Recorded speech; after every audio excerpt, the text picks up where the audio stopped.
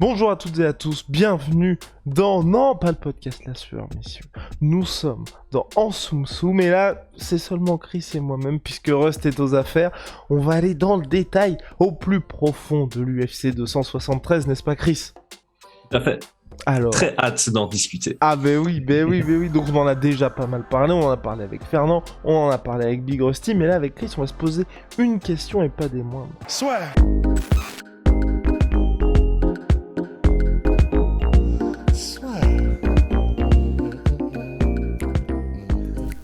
Entre dans l'octogone avec Unibet. Qui sera le vainqueur du combat? En combien de rounds? Fais tes paris sur l'app numéro 1 et profite de 150 € offerts sur ton premier pari. Qu'est-ce que doit améliorer Khamzat Chimaev? Parce que là, les gens se sont rendus compte, Chris aussi peut-être, qu'il était humain, même si moi, personnellement, on va dire, je mets plus ça sur le compte du... il n'a pas brillé par son fight IQ face à Gilbert Burns, c'est pour ça que j'ai pas vraiment d'inquiétude pour Khamzat Chimaev, tu vois. S'il avait s'il avait été avec son A-game et que ça n'avait pas marché contre Gilbert Burns, j'aurais un petit peu eu peur. Là, il a fait des choses où je me dis, ça n'arrivera pas dans la suite. Je sais pas ce que t'en penses, toi.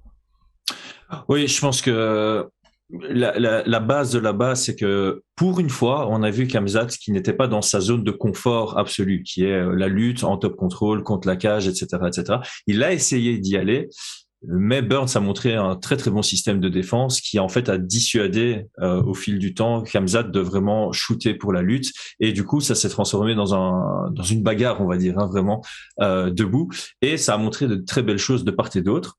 Mais il y a aussi pas mal de points à améliorer. Sur le point de vue stratégique, c'est très simple. Khamzat, son objectif ultime, son game plan A dans tous les combats, c'est de savoir amener son adversaire au sol, être en top control et dominer à partir de là.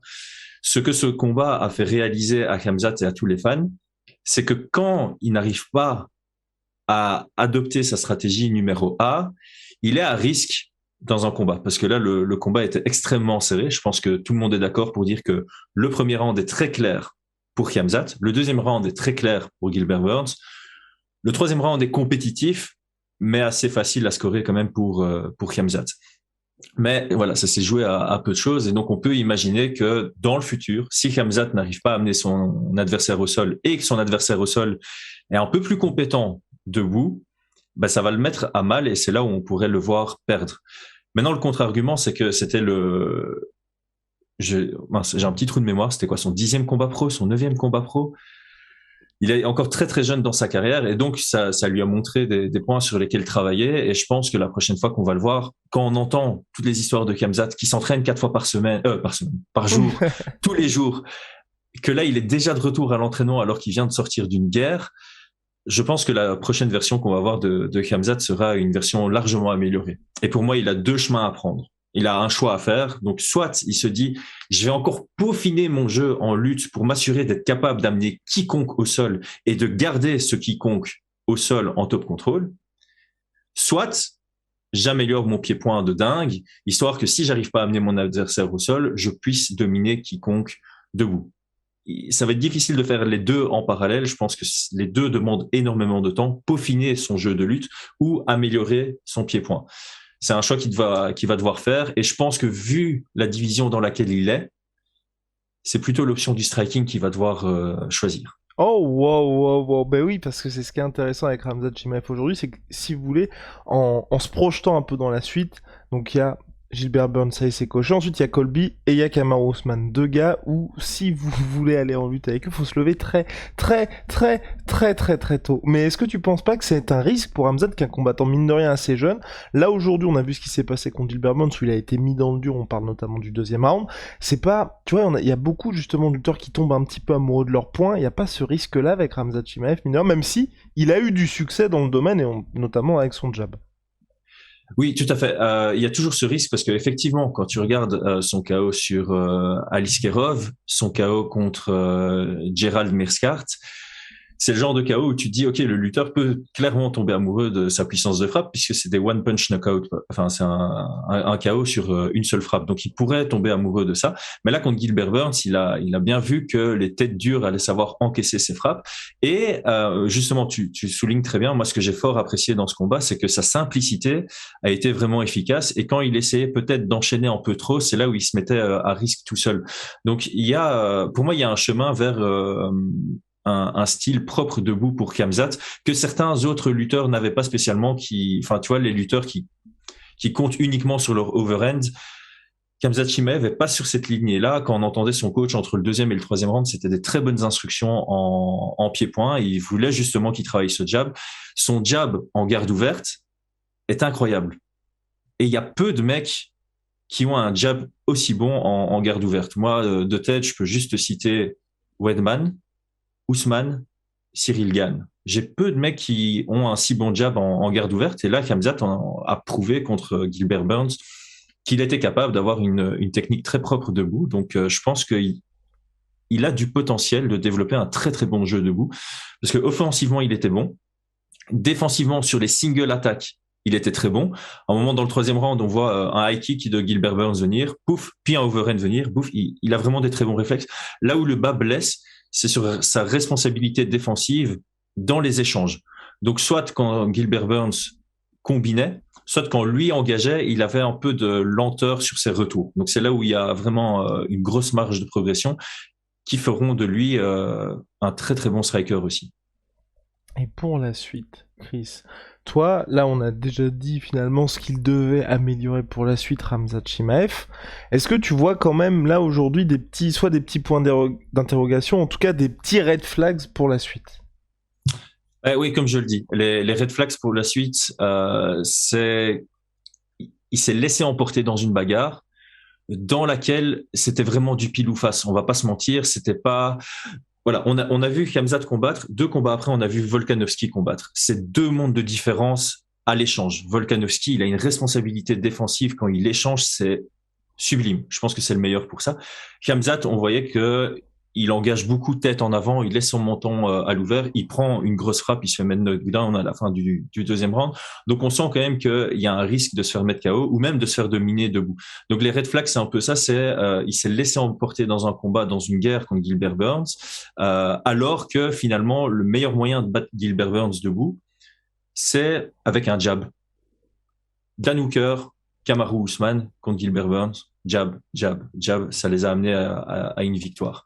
Par KO en plus.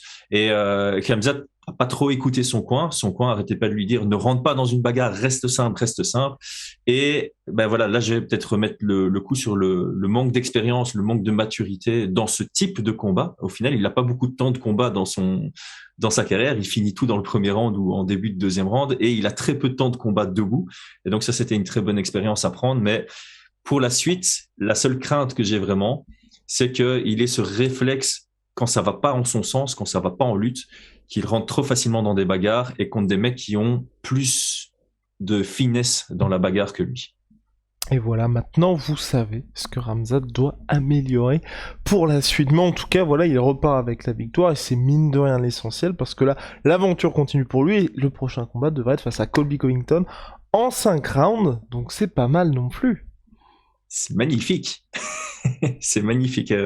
J'ai très hâte de voir ce combat. Tu m'as envoyé un lien juste avant le podcast par rapport aux cotes de Paris, qui pour moi sont justifiées en fait. Elles sont très très serrées. C'est quasi un pick-em. Je crois que Colby est légèrement favori. Ouais.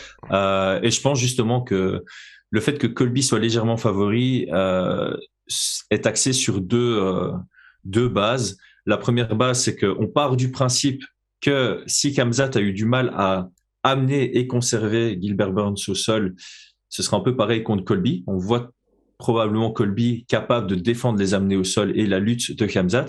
Et on a vu un Colby qui était plutôt efficace à l'échange dans certaines bagarres, qui avait un beau volume de jeu, qui avait une certaine simplicité, qui avait une certaine responsabilité défensive aussi. Et je pense que c'est là où les oddsmakers ont donné un léger avantage à Colby Covington. En plus, il a plus d'expérience et il a surtout plus d'expérience dans des combats de 5 rounds. On l'a vu tenir des combats avec quasi la même intensité que Khamzat contre Gilbert Burns. mais en étant encore, on va dire, pas trop fatigué dans le 4e et le 5e. Ici, si on regarde le combat de Khamzat contre Gilbert Burns avec un 4e round, on se dit, ouh, la fatigue allait commencer à s'installer des deux côtés. Maintenant, à voir si Khamzat aurait abordé le combat différemment d'un point de vue stratégique. Si c'était sur 5 rounds, peut-être qu'il aurait justement un peu plus temporisé et justement ouvert un peu plus son jeu avec une propreté technique qui l'aurait amené vers une victoire plus facile contre Gilbert Burns. Encore une fois, je spécule, mais... Et puis, bonne nouvelle, je trouve aussi, c'est que en cas de victoire face à Colby Covington, là, il y aura plus aucun doute sur le statut de Khamzat Chimaev. On ne pourra pas dire qu'il a passé toutes les étapes. Il aura battu le numéro 2 et le numéro 1. Donc, pour un title shot, ça serait amplement mérité. On avance un petit peu, Chris, avec, je sais pas, les deux co-main event, qu'est-ce que tu as ajouté parmi ce qui a été dit? Mais en fait, moi, je trouve que c'est une bonne opportunité pour parler sur comment les juges jugent un combat, parce qu'il y a depuis longtemps les fans et même les commentateurs UFC et surtout Daniel Cormier et Dominique Cruz qui sont des anciens champions UFC, c'est fou. Ils savent pas comment on juge un combat.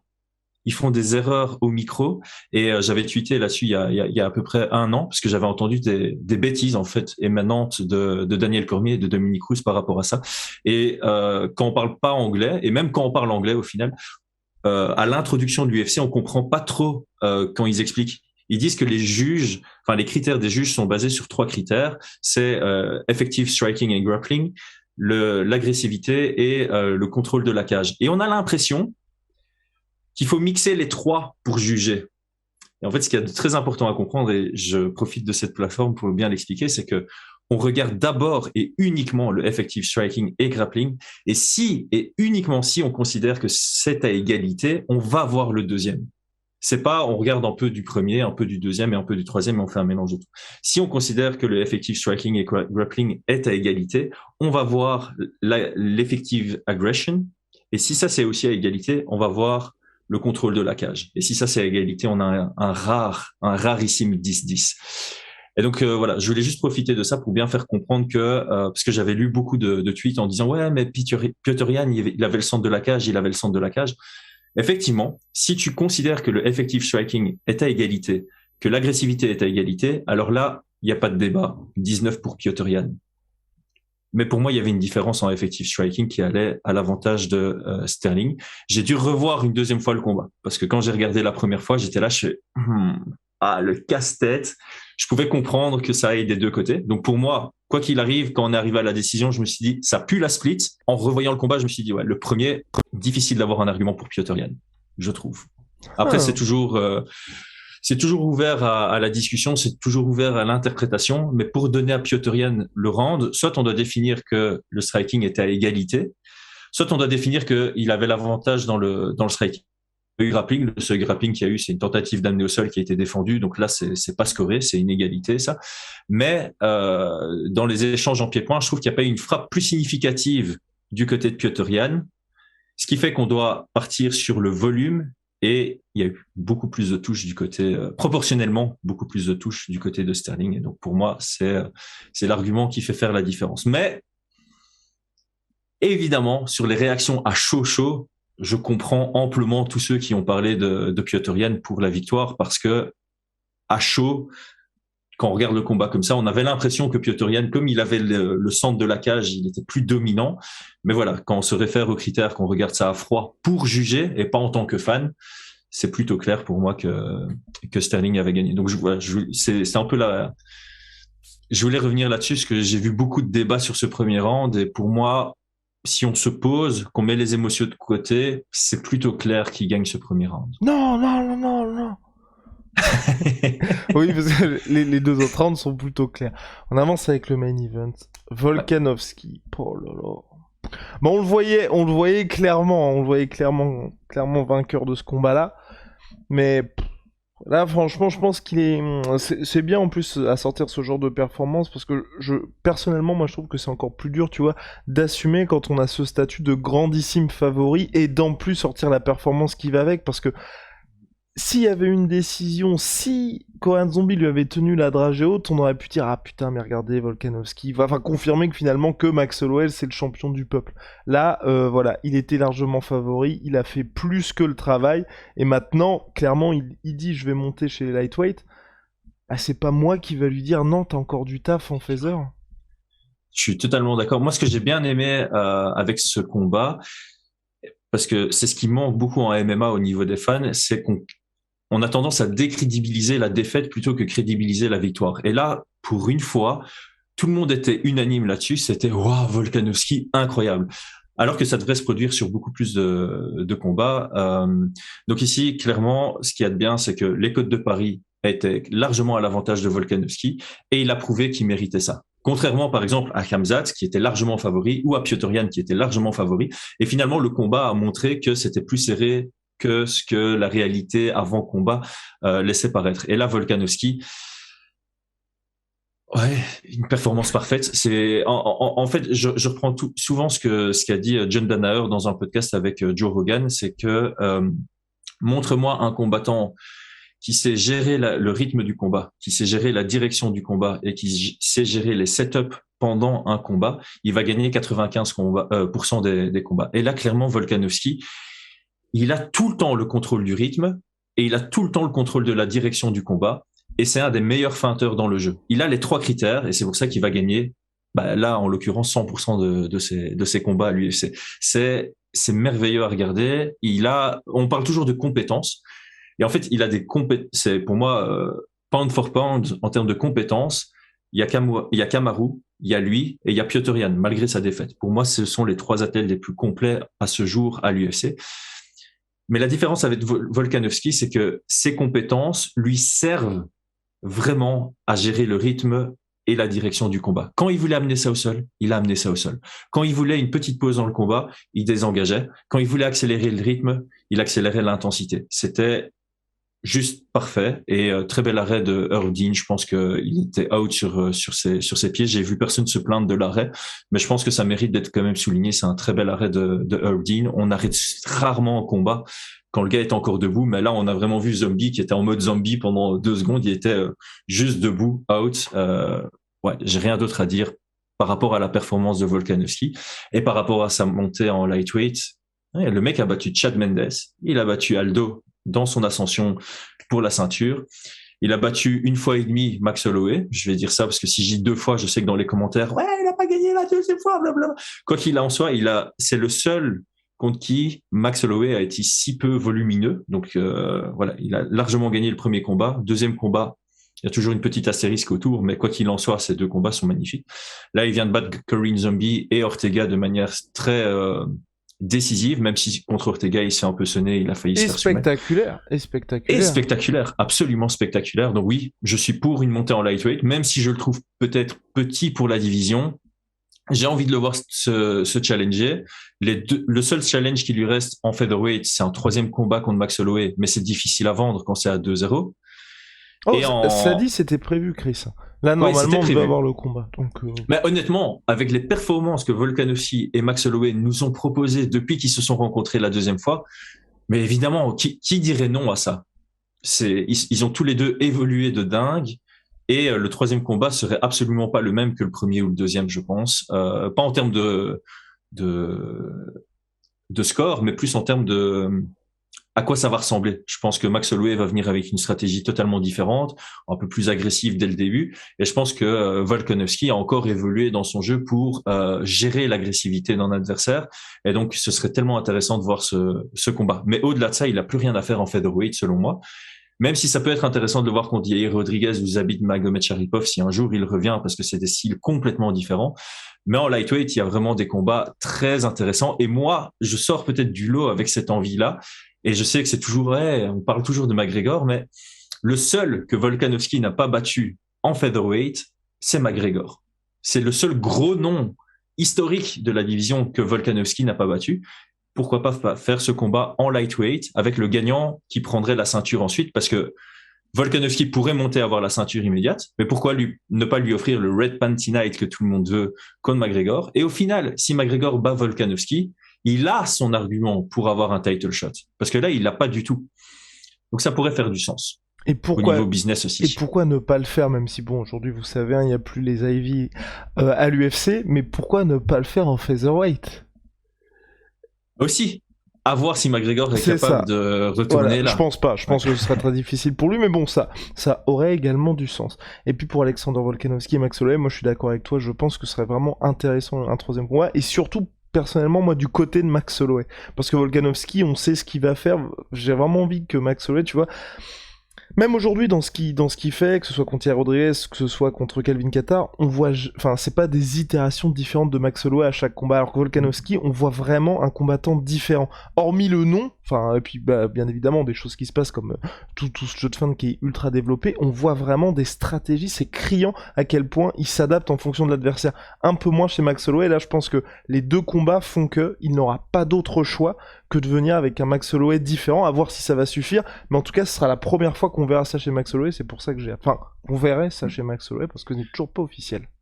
Mais en fait, c'est bien que tu parles de ça, parce que ça, c'est toujours un concept dont j'aime bien discuter, c'est que quand on est aussi complet que Kamaru Usman ou Volkanovski, on peut venir avec n'importe quelle stratégie. En fait, j'avais une fois fait un quote en disant que Kamaru Usman est tellement excellent dans chaque aspect du jeu et tellement intelligent qu'il est tout le temps capable de trouver un domaine du MMA dans lequel il est meilleur que son adversaire, et il est tellement fort qu'il est capable de gérer la direction du combat pour amener cet adversaire dans ce domaine pour gagner le combat. C'est un peu la logique Georges Saint-Pierre de l'époque. Et Volkanovski, c'est exactement pareil. Il est tellement complet et tellement fort partout qu'il est toujours capable de trouver un endroit dans lequel il est absolument meilleur que son adversaire. Et là, ce qu'il est en train de prouver, c'est qu'il est littéralement meilleur partout que tous ses adversaires. C'est ça qui est dingue. C'est ça qui le rend si spectaculaire. Et donc Max Holloway, c'est plus quelqu'un qui veut imposer son jeu debout et qui a développé un système de lutte défensive qui lui sert à rester debout. Et donc, il doit venir avec une marge de progression incroyable pour venir ennuyer Volkanovski. Donc, c'est ça qui est vraiment bien. C'est que d'un côté, on a un Max Holloway, comme tu dis, il vient toujours avec un peu cette même stratégie, mais on sent qu'il s'améliore dans son style. Donc, il peaufine son jeu. Donc, ça, c'est une façon de s'améliorer, c'est de devenir plus parfait dans ce qu'on est capable déjà de faire. Et on a un Volkanovski qui, non seulement devient meilleur dans ce qu'il est déjà capable de faire, mais il est capable de faire de plus en plus de choses aussi. Donc, il diversifie son jeu, ce qui est la deuxième façon de s'améliorer. Et donc, ouais, ça fait tellement longtemps qu'ils se sont plus affrontés et on a déjà vu tellement de choses depuis qu'ils se sont affrontés la dernière fois que pour moi, ce serait un nouveau combat. Et je serais très excité à l'idée d'avoir ce troisième combat entre Holloway et Volkanovski. Nous avons hâte. Place à l'événement du week-end. Belal Muhammad, Vicente Luque. On revient aux affaires courantes finalement, mais avec un choc qui est assez intéressant, même si moi voilà, et je pense qu'il y a... Bon... Belal Muhammad, il a beau faire tout ce qu'il faut, je n'arrive pas, tu vois, à monter un petit peu dans le hype train Belal Muhammad, même si, franchement, sa victoire contre Stephen Wonderboy Thompson, qui est disponible gratuitement sur le YouTube de l'UFC, je vous invite à la voir parce que c'était impressionnant, même si, voilà, Wonderboy, on peut dire que c'est plus que c'était il y a quelques années de ça. Et l'autre côté, Vicente Luque, c'est quelqu'un qui est toujours très plaisant à voir, en tout cas pour moi, j'adore ce qu'il apporte, et bah voilà, enfin c'est deux gars, à mon sens, qui avec cette victoire-là vont se rapprocher du title shot. Il y a un petit déficit d'image malheureusement pour eux. Le fait aussi qu'ils soient partenaires d'entraînement, enfin en tout cas je parle notamment de Vicente Luque qui s'est entraîné avec Kamaru Usman, entraîné avec Burns, donc ça peut être un petit peu compliqué pour monter ensuite et regarder un petit peu plus vers le haut. Mais en tout cas c'est un vrai choc dans cette catégorie welterweight avec deux gars qui ont des ambitions claires pour la suite et qui sont sur de belles séries de victoires. Ouais, alors c'est bien parce qu'on vient de parler de Volkanovski et de Usman pour introduire un peu Belal Mohamed. Je trouve que Belal Mohamed, c'est une version un peu plus light que Volkanovski et Usman, dans le sens où il est très complet et il est très intelligent dans son approche de combat. Les deux dernières victoires, il vient de battre Demian Maia debout et il vient de battre Wonderboy en grappling. Alors on va dire, évidemment, il est allé dans les faiblesses des deux et il s'est imposé comme ça. Et c'est ça qui a fait son ascension et qu'il est un peu numéro 6 de la division, si je me trompe pas maintenant avec le changement avec Khamzat qui est monté. Disons que c'est pas spécialement ultra impressionnant sur papier. Battre Demian Maia debout, beaucoup l'ont fait. Et battre Thompson en grappling, c'est ce qu'on doit chercher à faire. Mais après, ceux qui y arrivent sont quand même des très grands, généralement. Évidemment. Ah oui, je veux pas du tout décrédibiliser. Attention. Attention à pas interpréter mal ce que je dis. C'est juste que il est venu avec la bonne stratégie et il a eu la capacité et la compétence d'appliquer ces stratégies, ce qui n'est absolument pas donné à tout le monde. Et c'est ce qui fait qu'il mérite sa place en tant que 6e, mais qu'il passe un peu en dessous du radar parce que c'était pas non plus voilà, c'est un mec qui gagne que des décisions aussi, donc ça fait pas spécialement parler de lui. Mais c'est quelqu'un de très physique. C'est quelqu'un qui est capable d'amener son combat là où il veut. Mais par contre, je pense que quand il va tomber sur quelqu'un de plus complet que lui, c'est là où il va tomber. Il a perdu contre Jeff Neal, qui est pas spécialement quelqu'un de ultra complet. On va pas se mentir, c'est plutôt un striker. Mais quand tu n'arrives pas à amener un bon striker au sol, ben tu te fais dominer en pied-point. Voilà. Et je pense que ce combat contre Leon Edwards, c'était amené à une grosse défaite s'il n'y avait pas eu ce high poke parce qu'il était tombé sur quelqu'un juste légèrement meilleur que lui partout, parce que Leon Edwards aussi, quelqu'un de très complet et très bon partout. Et aussi, si on a un Belal Mohamed contre un Kamaru Usman, je pense que Belal Mohamed sera juste la version light de Kamaru Usman et il se ferait dominer partout. Et je partage ton avis, monsieur. Je partage ton avis. Eh ben c'est parfait. Et du coup, Vicente Luque, en 3 mots. Alors, le premier mot, c'est un mot composé. Cross, hook. Donc, direct, crochet. Incroyable. Deuxième mot, pression. Troisième mot, Darce Choke. Je pense que ça résume ultra bien Vicente Luque. C'est quelqu'un qui accepte la bagarre et qui est excellentissime dedans. C'est quelqu'un qui met la pression, mais c'est pas un combattant à pression à proprement parler. Je dirais que les combattants à pression doivent être surtout forts pour initier, engager l'action, et ils doivent être capables soit de désengager et remettre pression, soit capables de bien contrer. Vicente Luque, c'est plutôt un combattant agressif, un contreur agressif, je vais dire. C'est quelqu'un qui met la pression pour forcer l'adversaire à faire quelque chose, et quand l'adversaire fait quelque chose, il va soit le contrer avec son cross-counter, soit le contrer avec un check hook. Et il est magnifique dedans. Et si il fait tomber son adversaire, bah, il part sur un Darce Choke. Ouais, c'est pour vraiment vulgariser son style, mais il est parfait dedans. C'est quelqu'un vraiment qui suit le code de Bruce Lee. Je préfère affronter quelqu'un qui a entraîné une fois 1000 kicks différents plutôt qu'affronter quelqu'un qui a entraîné 1000 fois le même kick. Et Vicente Luque, c'est quelqu'un qui perfectionne son jeu et qui le rend ultra dangereux. Par contre, son défaut du coup, et c'est ça qui le rend peut-être battable aux yeux du public, c'est que de temps en temps, il se fait surprendre par Tyron Woodley, même par Michael Chiesa, il se fait prendre le dos. Et du coup, on se dit, bah, il est de temps en temps pas loin de perdre certains combats, et c'est ça qui le rend très, très humain. Mais par contre, ici, dans ce combat contre Belal Mohamed, j'ai pas l'impression que Belal va savoir le out-grinder, comme on peut dire. J'ai pas l'impression qu'il va pouvoir le bloquer à la cage tout le temps, ou l'amener au sol sans se faire mettre en danger, ou dominer debout.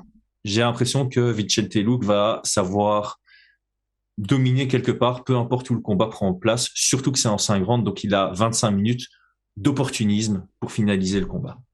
Je partage ton avis, Chris. Les cotes Unibet, 2,40 pour Belal Mohamed, 1,58 pour Vicente Luque. Alors, le pronostic, ça me semble monsieur. Logique. Ça me semble logique. Moi, je parie, je le dis ouvertement, et j'ai déjà mis pas mal d'unités sur Vicente Luque. Je suis assez confiant en sa victoire parce que quand j'ai préparé le podcast ici, j'ai un peu regardé les dernières performances de part et d'autre. Et honnêtement, enfin voilà, je veux pas décrédibiliser Belal Mohamed, il est très très bon, mais j'ai du mal à le voir s'imposer de manière décisive contre Vicente Luque. Pour moi, son chemin vers la victoire, c'est de rendre le combat un peu boring, de bloquer à la cage, d'essayer d'amener au sol et de bloquer le jeu au sol parce que Vicente Luque est vraiment très très fort de son dos aussi. Faut pas le négliger. Et je pense que Vicente Luque c'est un finisher. Il a cet instinct du finish et je crois qu'il va le trouver comme dans leur premier affrontement. On oublie presque qu'ils se sont déjà affrontés et que ça n'avait pas duré très longtemps avant que Vicente Luque trouve son ouverture sur le check hook. Alors oui, les deux ont évolué depuis, mais j'ai du mal à voir un Belal Mohamed venir avec je le vois venir avec une stratégie parfaite, mais j'ai du mal à le voir réussir à l'appliquer sur 25 minutes. Alors, donc le pronostic final, finalement. C'est quoi, c'est la décision ou avant la finish dans le deuxième round, je dirais. Il est très difficile à finir, Belal. Soumission ou KO? En fait, c'est difficile à dire. J'ai un petit feeling comme quoi ça va commencer debout. Hein, on va avoir soit un cross, soit un Tcheco qui va faire un knockdown et puis il va venir chercher son Dark-Choke. Il va faire une classique Vicente. Voilà, pour être précis. Et toi, ton prono? Et bah moi non, je vois une soumission de Vicente Luque au 3e round. Et mais en tout cas, c'est un combattant moi que j'apprécie beaucoup ce monsieur parce que c'est vrai qu'il vient toujours pour le show. Ça fait vraiment plaisir ce genre de combattant là. On sait jamais à quoi s'attendre, sinon que ça va être ultra spectaculaire. Et ouais, et puis le combat contre Chiesa m'avait vraiment, ça m'avait impressionné, tu vois, comme performance. Et j'étais un peu triste pour Chiesa mineur, parce que c'est vrai que je suis pas particulièrement membre du fan club de Michael Chiesa, mais on a l'impression que sur le papier, il a tout ce qu'il faut pour être champion, ou en tout cas top contender, et chaque fois qu'il est sur le combat qui va lui permettre de switcher, bah non. Et en plus, il avait le dos. Hein, oui. Et quand Michael Chiesa a le dos, en général, tu t'en sors pas, à moins de s'appeler Vicente Luque ou Anthony Pettis. Donc ça c'est, ouais, effectivement, pour Chiesa, ça s'est joué un peu. Et d'ailleurs, moi, c'est un truc que j'apprécie énormément. C'est quand dans un combat, il y en a un qui sort d'une soumission et dans les 30 secondes, il soumet l'autre. Ça, c'est très rare, mais c'est tellement beau. J'essaie de trouver un exemple et le mettre en commentaire ou le tweeter. Je pense qu'il y a Michael McDonald qui avait fait ça, mais contre je sais plus qui, et c'était tellement impressionnant. Rien qu'en en parlant, j'ai envie de retrouver le combat pour le partager. Et bah voilà, on en reparlera, on mettra ça en commentaire et ce sera sur le Twitter de Mr. Chris. Bien, on se retrouve très très vite pour de nouvelles aventures. Chris, merci beaucoup. Bah voilà, à très vite pour de nouvelles aventures. Shout out My Sweet Protein, vous le savez, moins 38% sur tout My Protein avec le code la sueur. Puis Venom, sponsor de l'UFC, sponsor de la sueur. See ya, monsieur, see ya. À bientôt.